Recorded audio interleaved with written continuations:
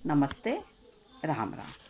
आज आंवला नवमी है। आंवला नवमी कार्तिक माह के शुक्ल पक्ष की नवमी को मनाई जाती है। आंवले को बहुत पुण्य फल के रूप में जानते हैं।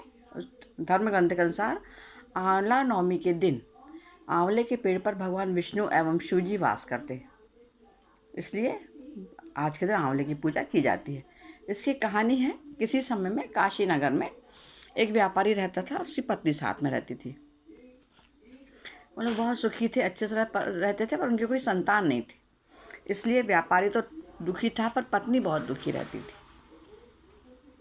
एक दिन उन लोगों से किसी ने कह दिया कि यदि आप संतान चाहते हो तो किसी जीवित बच्चे की बलि चढ़ा दो भैरव बाबा को। व्यापारी तो नहीं माना, पत्नी ने तो मना कर दिया, ये सब काम मैं नहीं करता, मैं संतान सही हूँ पर मैं ये नहीं करूँगा। पर चूँकि पत्नी को संतान की बहुत चाह थी, वो चाह रही थी किसी प्रकार एक संतान हो जाए, तो उसने छुप छुपा कर एक बच्चा चुराया और बलि भैरव बाबा के दरबार में जाकर उसको बलि दे दी। वो बलि दे के तो वो आ गई, पर दुख तो उसको था ही, उससे गलती हुई थी, पर क्या करती वो, धीरे धीरे वो दुखी रहने लगी और उसको कई प्रकार के रोग हो गए। उसने व्यापारी को अपनी बात बताई कि ऐसा हुआ था, तो व्यापारी पहले तो बहुत गुस्सा हुआ, फिर वो बहुत दुखी हुआ,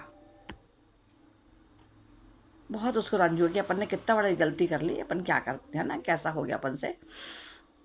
तो उनको एक बहुत दिनों बाद एक पंडित जी मिले। उनको पंडित जी को बताया, उसने पत्नी ने अपनी सब गलती बताई। तो उन्होंने कहा एक काम करो, तो अपनी मुक्ति के लिए गंगा स्नान करो और सच्चे मन से ईश्वर से प्रार्थना करना।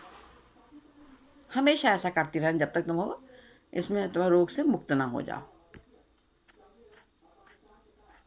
नियमित रूप से वो पत्नी हमेशा गंगा स्नान करती और भगवान से मांगती, मुझसे बहुत बड़ी गलती हुई, भगवान माफ़ करो। बहुत दयनीय स्थिति में रहती हो। इससे प्रसन्न होकर गंगा माता ने एक बूढ़ी औरत के रूप में व्यापारी को दर्शन दिए और कहा कि उसके शायद जो शरीर के रोग हैं वो दूर हो जाएंगे यदि वह कार्तिक मास के शुक्ल पक्ष की नवमी के दिन वृंदावन में व्रत रखकर आंवले की पूजा करेगी। तो व्यापारी अच्छा हुआ, खुश भी तो हुआ, जरा अच्छा हुआ। तो उसने क्या किया, अपनी पत्नी को लेकर वो गया वृंदावन और वहाँ आंवला नवमी पड़ी, तो उसने आंवले के पेड़ की पूजा की और उसने अपनी जो गलती की थी उसकी माफ़ी भी मांगी कि मुझसे बहुत बड़ी गलती हो गई, अब कभी ऐसा करूँगी ना और मुझे माफ़ कर दीजिए।